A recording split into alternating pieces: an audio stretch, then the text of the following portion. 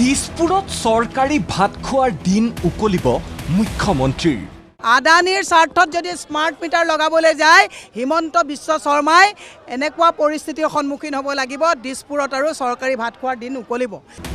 আদানীক ধনী কৰাৰ স্বাৰ্থত ৰাইজক ডকাইতিৰ ষড়যন্ত্ৰ ৰচিছে মুখ্যমন্ত্ৰীয়ে। আদানীক ধনী কৰিবৰ কাৰণে স্মাৰ্ট মিটাৰৰ জৰিয়তে ডকাইতি কৰা হিমন্ত বিশ্ব শৰ্মাৰ যিটো ষড়যন্ত্ৰ তাক আমি প্ৰতিহত কৰিমেই।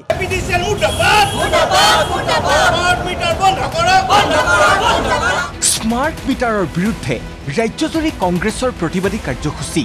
এপিডিচিএলৰ বিৰুদ্ধে গৰজি উঠিছে হাজাৰ হাজাৰ বিদ্যুৎ উপভোক্তা।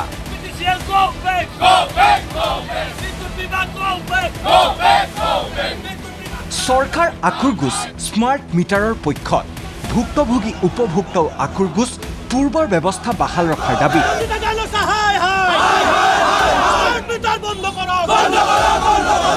কংগ্ৰেছৰ লগতে ৰাজ্যজুৰি দল সংগঠনৰ প্ৰতিবাদী কাৰ্যসূচী।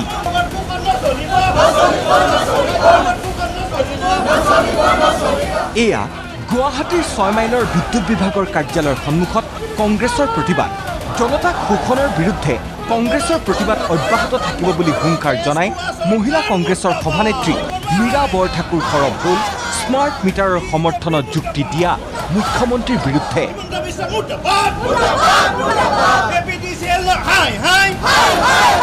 গভৰ্ণমেণ্ট অফ ইণ্ডিয়াৰ গাইডলাইন আছে যে স্মাৰ্ট মিটাৰ আপোনালোকে জোৰ জবৰদস্তি কাকো ইনষ্টল কৰিব নোৱাৰিব। সুপ্ৰিম কোৰ্টৰ গাইডলাইন আছে যে স্মাৰ্ট মিটাৰ কমাৰ্চিয়েল প্লেচৰ বাদে ক'তো ইম্প'জ কৰিব নোৱাৰিব। তেওঁ সকলো নীতি নিয়ম উলংঘা কৰি আজি তাৰিখক অসমৰ ৰাইজক সকাহ দিয়াৰ পৰিৱৰ্তে এজন মুখ্যমন্ত্ৰীয়ে কোনে কাৰ লগত বিয়া পাতিব, বিয়া পাতোঁতে 6 মাহৰ আগত পাৰ্মিশ্যন ল'ব লাগিব, এইবিলাক অদৰকাৰী কথাত কৈ পেলাই সংবিধানৰ সদনৰ সময় নষ্ট কৰিছে। মুখ্যমন্ত্ৰীক কৈছোঁ হাল এৰি শিয়াল খেদা বন্ধ কৰক। দেৰগাঁৱত এপিডিচিএলৰ কাৰ্যালয় ঘেৰাও কংগ্ৰেছৰ। আজি অসমীয়া মানুহ, খিলঞ্জীয়া মানুহ, ভূমিপুত্ৰ মানুহ আজি তাৰিখত মৰি মৰি জীয়াই থাকিবলগীয়া হৈছে। মুখ্যমন্ত্ৰী মহোদয়, আপুনি আমাক জীয়াই থাকিবলৈ দিবলৈ নাই। ইটোৰ পিছত সিটোৰ সিদ্ধান্ত আমাৰ মূৰৰ ওপৰত জাপি দিছে। চাৰিওফালে মূল্যবৃদ্ধি উৎপাতত আমি আজি এসাঁজ পেট ভৰাই মানুহে ভাত খাব পৰা নাই। যেতিয়াই আপোনাৰ দুৰ্নীতিৰ কথা চৰ্চা হয় তেতিয়াই আপুনি আমাৰ মেইন সমস্যাটোৰ পৰা আঁতৰাই নি হিন্দু মুছলমান আদি কুটিল ৰাজনীতি আপুনি আৰম্ভ কৰে। শক্তিমন্ত্ৰীৰ পদত্যাগৰ দাবীৰে গহপুৰৰ বিদ্যুৎ বিভাগৰ কাৰ্যালয় চৌহদ উত্তাল কৰিলে কংগ্ৰেছ কৰ্মীসকলে।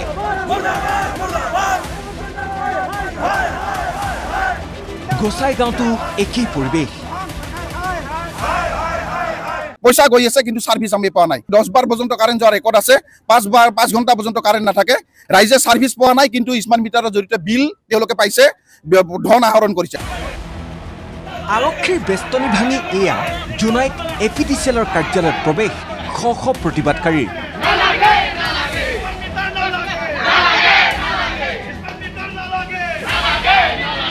দিন হাজিৰা কৰি 400 পায়, কিন্তু এতিয়া মাহত এনেকুৱা হৈছে এই দিন হাজিৰা কৰা ফ্ৰিজ নাই, মটৰ নাই, ফেন নাই, অথচ তাৰ ঘৰত আজি 1200 টকা আহাৰ নদীৰ আছে।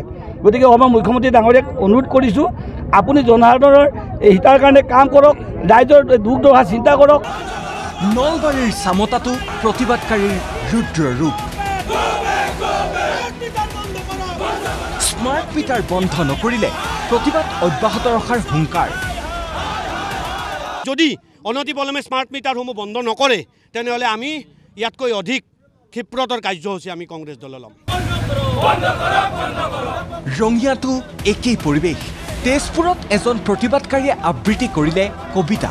কিনো তোমাৰ লীলা মামা, কিনো তোমাৰ লীলা, স্মাৰ্ট মিটাৰ সৃষ্টি কৰি আমাক বুৰ্বক সজাই দিলা। সৰুতে আন্ধাৰলৈ কৰিছিলোঁ ভয়, স্মাৰ্ট মিটাৰৰ বিলবোৰ আহিলে এতিয়া বুকুত কঁপনি উঠিবলৈ লয়। ৰাইজে এয়া তোমাৰ চিণ্ডিকেটৰ নতুন কৌশল বুলি কয়।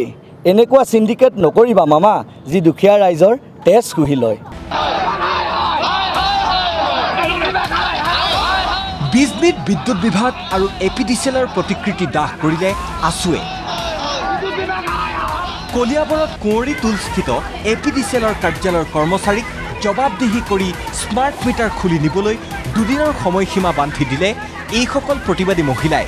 বিলাসীপাৰাতো 8টাকৈ সংগঠনে এপিডিচিএলৰ কাৰ্যালয়ত সৃষ্টি কৰিলে উত্তপ্ত পৰিস্থিতিৰ।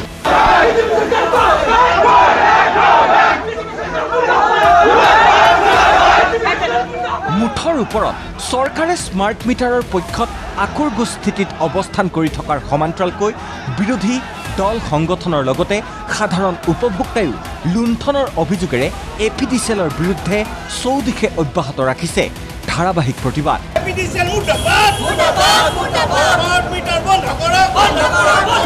Bureau' report ND24।